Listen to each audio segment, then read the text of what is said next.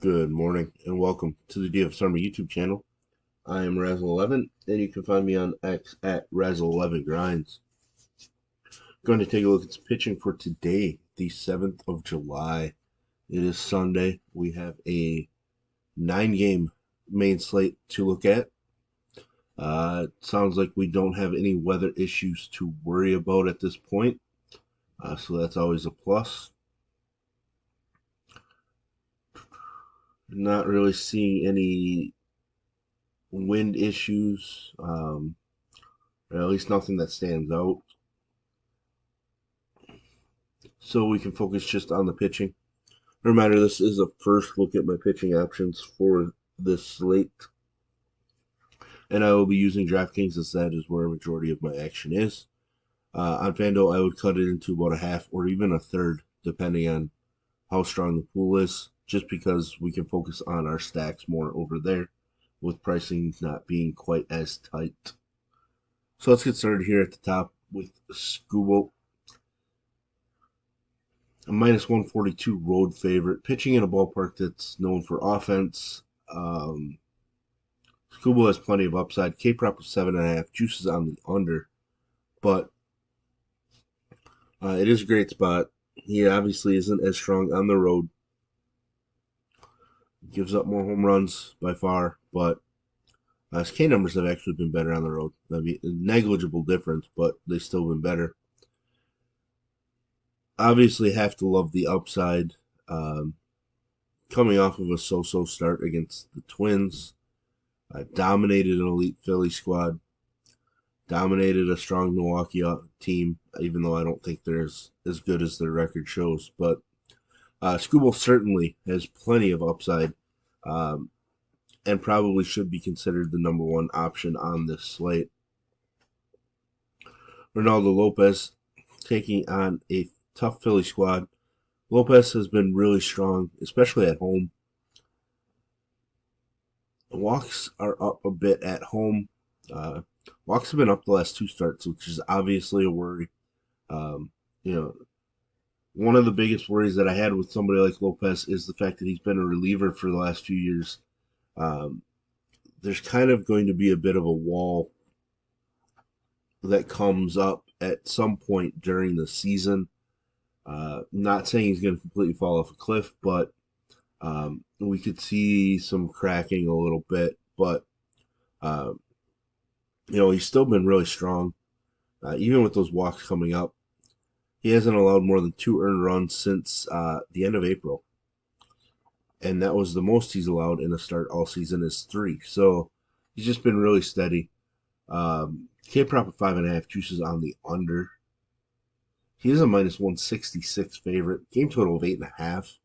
Obviously, the Philly lineup is weaker without Harper and Schwarber and Real Muto.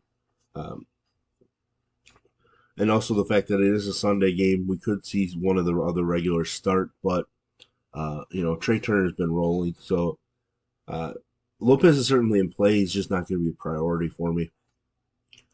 Eovaldi shut down Tampa Bay the first time he faced them. He's been absolutely dominant when pitching at home. It's his road starts that have been pretty bad. Uh, Hard not to like him. Tampa Bay is a team that I have been picking on quite a bit. He is a minus 135 favorite. Game total of just 7.5. K prop sitting at 5.5 with juice pretty solidly on the over. Uh, so, so really, Eovaldi is going to be one of my favorite options as of right now. Um, I'll have to look into his history versus Tampa Bay, not just his one start this year, but again, I do really like taking pitchers against Tampa Bay this season. Sean Manaea, uh, definitely at his best when on the road. His K numbers aren't as strong, but overall he's just been a better pitcher. The issue is like walks up, Ks aren't really super strong. Obviously, he had a 10K performance against Arizona, but that's more of an outlier at this point. His K prop's 5.5, juice on the under. He's a minus 130 road favorite, but I'm not sure that I'm going to end up getting to Manaea on the slate. I think he's probably fine if you tell me you want to keep him in your pool, but he's kind of a borderline play for me at this point. Kyle Gibson against Washington, I am going to pass. He has been best when on the road. He is a very slight favorite, but game total of 9, K prop of 4.5 with juice. Excuse me, juice on the under.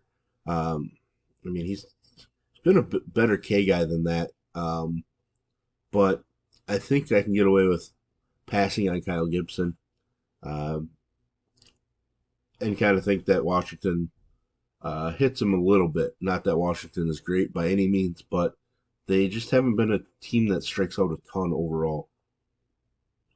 DJ Hertz is somebody that I'm really coming to like at this point. Strong K numbers, especially at home. Double-digit strikeouts in 2 out of his last 4 starts, both of them at home. Uh, I'm very interested in DJ Hertz at this point.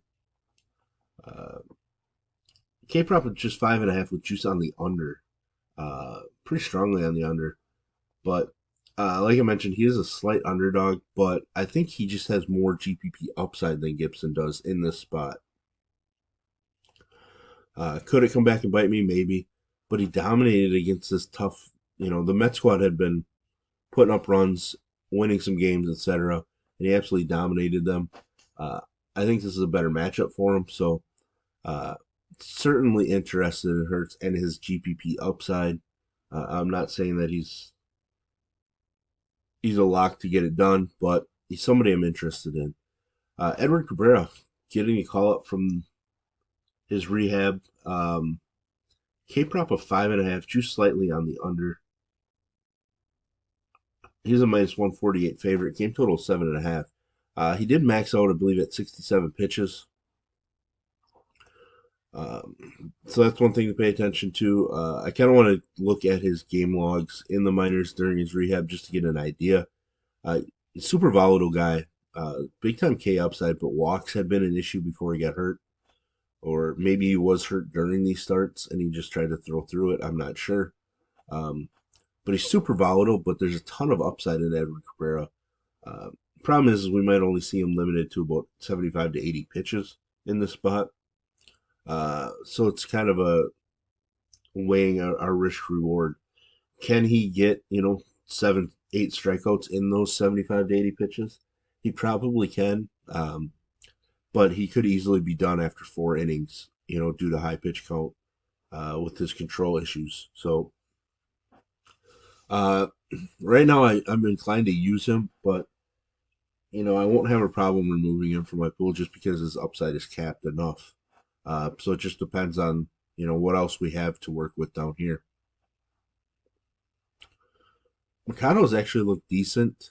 Um, I am a little intrigued, but I'm probably not going to go there. Soriano has had some strong starts this year. He's also had some pretty not good starts. He's a slight road underdog. Game total of 9. Tells me there might be some slight wind blowing out. His K prop's 4.5 with juice on the over. Let me see if I can find Wrigley. Uh, I'm seeing it's out to right field at about 10 miles an hour. So it is a better hitting atmosphere in Wrigley. Um, so Soriano might not make it. I'm going to kind of dig into the forecast a little bit more.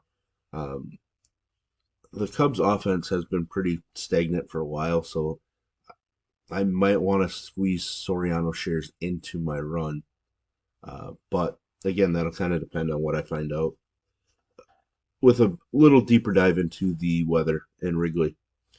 Woods Richardson, I am interested if Yordan Alvarez is out of the lineup. He left yesterday's game after taking a pitch to the knee.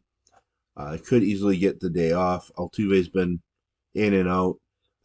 If we get a watered down Houston lineup, Woods Richardson is somebody that I am definitely interested in.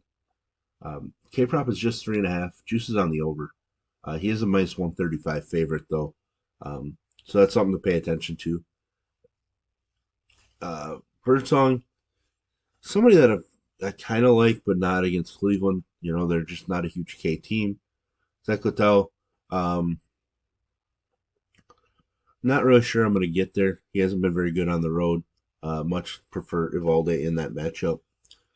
Jonathan Cannon definitely in play against a weak Miami squad. Since his dominant performance against Houston, he's kind of been rough up a bit. Um, Home runs have been there, but we don't expect Miami to hit too many home runs.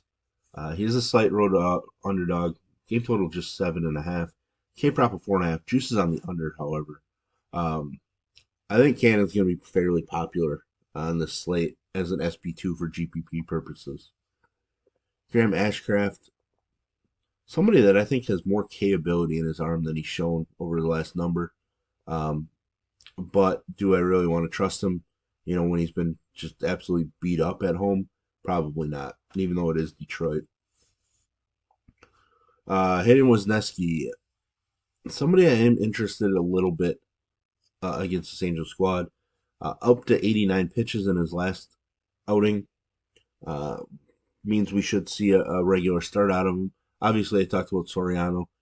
Going to have to pay attention to the weather a bit just to get an idea of the exact win.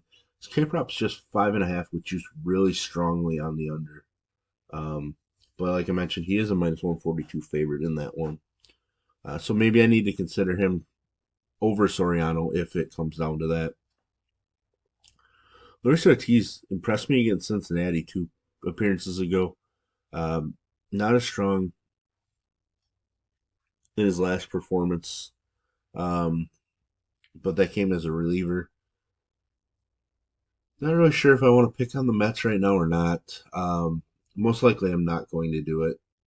Uh, K prop is just 3.5. Probably a good spot to pass on him. Carlos Carrasco has had some decent starts of late. This Toronto one was just shocking. This White Sox one wasn't bad. If he avoided the home run ball and picked up the win, he'd be looking at a really strong performance. His K prop's 4.5, juice on the over. He's a minus 142 favorite, but do we really want to rely on Carlos Carrasco? I'm not sure that I want to get there. He has been better when pitching at home, but his overall numbers just aren't very good. So I think we can get away with passing on him on the slate. So there we have it. There's a first look at pitching. If you enjoy what I bring to you, please hit the like button, hit the subscribe button, turn the notification bell on, get the alert anytime we drop videos here at DFS Army. If you want to get access to our coaches, tools, sheets, Discord, etc., I will put links in the description below. You can use promo code RAZ, that's RAZ, for 10% off. And as always, best of luck, everybody.